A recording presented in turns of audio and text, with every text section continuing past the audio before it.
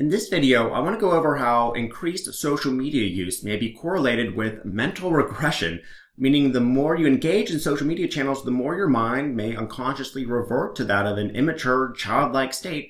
And I don't mean you become physically younger, but instead your mind naturally begins to engage in behaviors like increased dichotomous thinking or black and white thinking, loss of impulse control, increased emotional outbursts, and more behavior traits associated with being mentally immature. And obviously something like that can contribute to a significant loss of well-being in our lives if true, and spell serious trouble for society as a whole. Now imagine going from a society of healthy adults that engage in flexible thinking over big problems to everyone thinking and behaving like children with all or nothing statements and rash emotional reactions to everything, and that's not going to end well for anyone.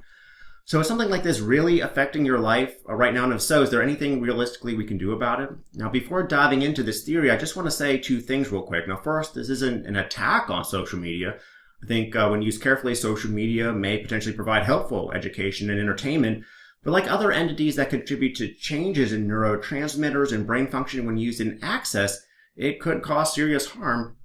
Also, anytime we talk about human well-being, just understand psychology isn't a perfect science, and really the effects of social media are just starting to be understood and studied.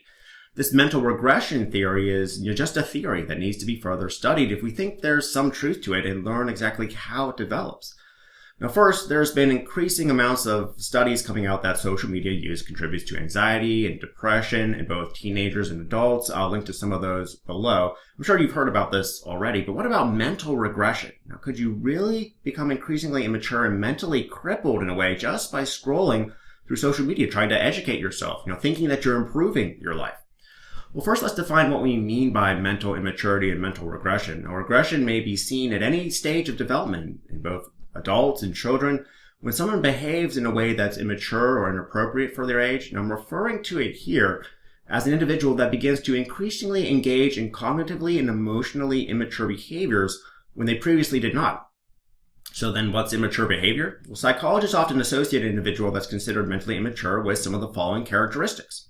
Increased use of black and white thinking, also referred to as all or nothing thinking. This is a cognitive distortion that prevents well-adjusted individuals from seeing the world as it really is, complex, nuanced, with many sides to each story. A child may see a caretaker as all bad because they won't let them do something they want and then switch to seeing them as all good the next day when they get something they want.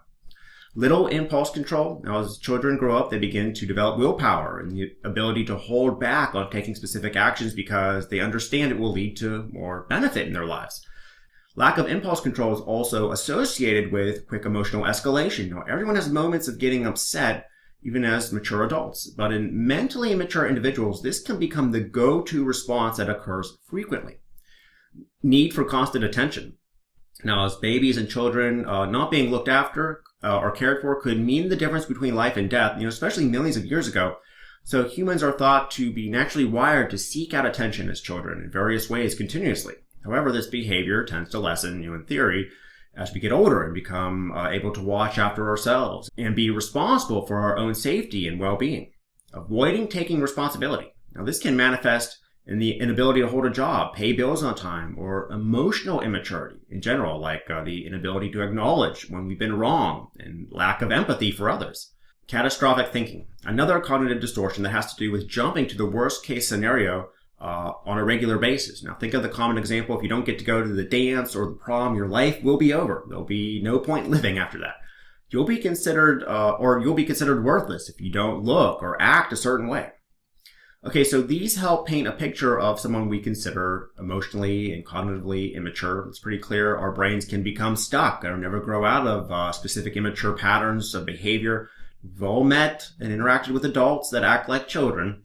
But is it possible for someone's brain to revert to patterns of immature behavior and mentally regress? Well, there's been a number of case studies, papers written that indicate that anyone, regardless of physical age, can mentally regress. Sometimes it's caused by an illness or a neurological condition that develops, like schizophrenia.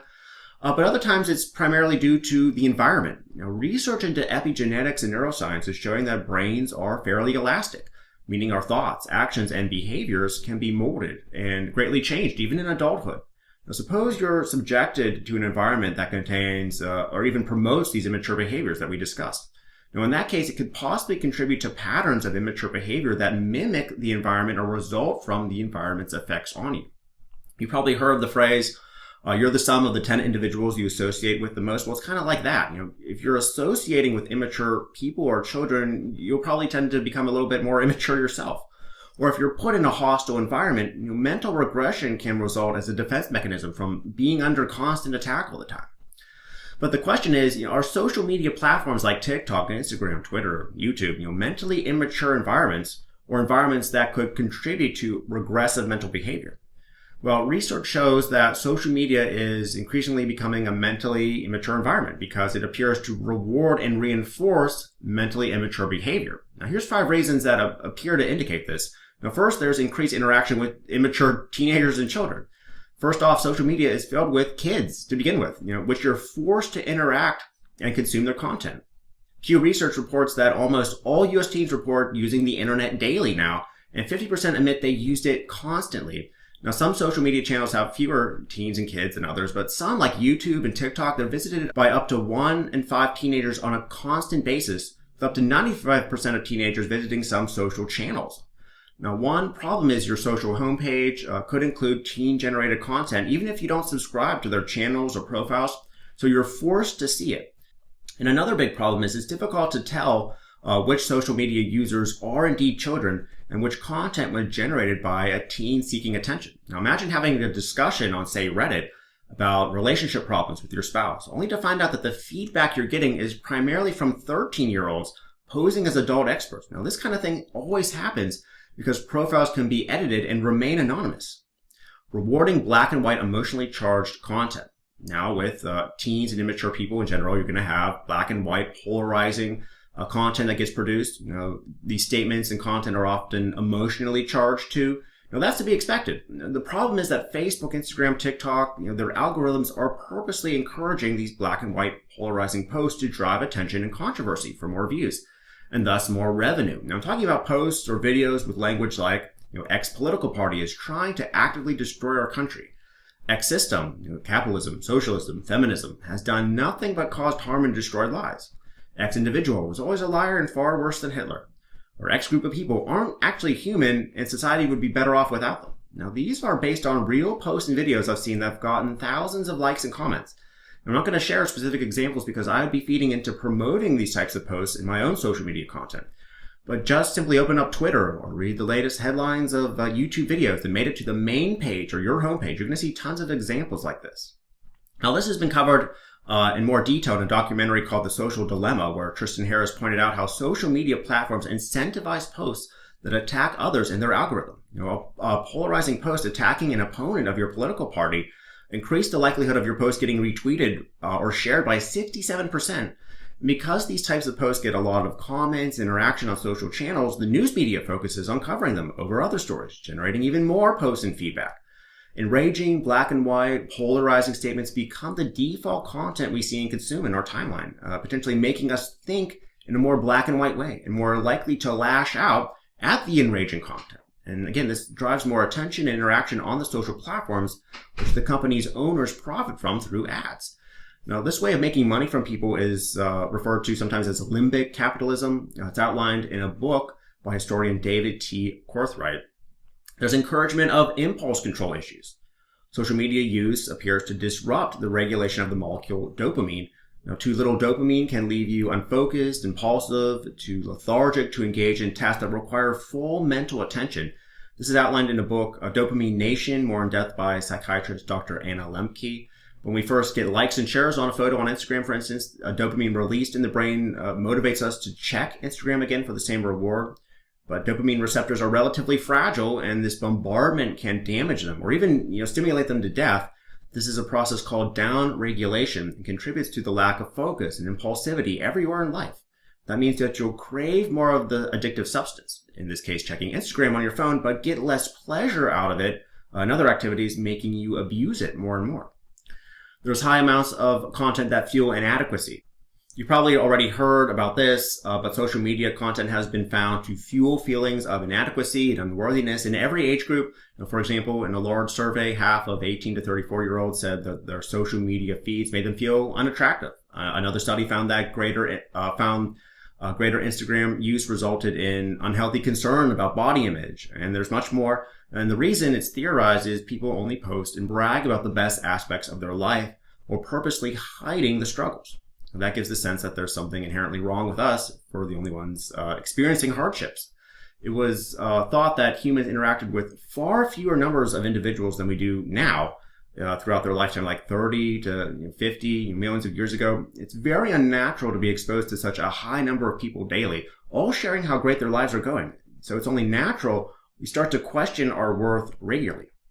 There's purposeful misinformation for profit. Now, a study done by MIT found that fake news stories and purposeful misinformation reached a 100 times larger audience than fact-based stories. The top 1% of analyzed false news reached between 1,000 and 100,000 users, while the fact-based news reached on average only 1,000 people. This is on the platform Twitter. Now, why? Because again, emotionally charged black and white posts and videos get more attention, and companies now use this knowledge to profit themselves. Now, not only are the social platforms profiting, but media companies now purposely write shocking, often polarizing news stories filled with misinformation to profit from views themselves. Now, examples include content that makes it seem like one demographic of individuals is under attack, like many articles about the war against men, or the war against women, or the war against LGBTQ, etc., where purposeful division is the intention. Now, there's much more I came up with, but as you can see from these examples alone, it's possible social media can cause mental harm if left unchecked the way it is.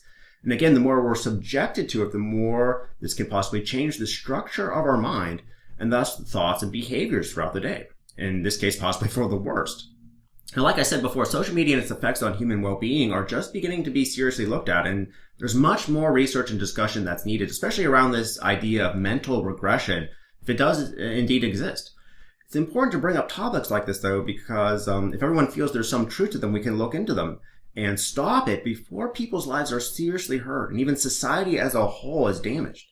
So if you work in a lab or you're studying effects of social media on behavior, feel free to take this idea and run with it, and let me know what you find. And let me know what type of effect social media is having on you and is having as a whole on society. Is it positive, negative? What do you think? And if this video helped you at all, please consider leaving a comment or a like, as this could help other people looking for this type of information find it, or those who need this type of information see it. And let me know what type of effect social media has on you and you think is having as a whole on society. Is it positive, negative? What do you think? And if this video helped you, please consider leaving a comment or a like, as this could help other people looking for this type of information, or people who need to hear this type of information find it. And feel free to subscribe to the channel using the link in the description. So thanks for watching this video, and I'll see you again.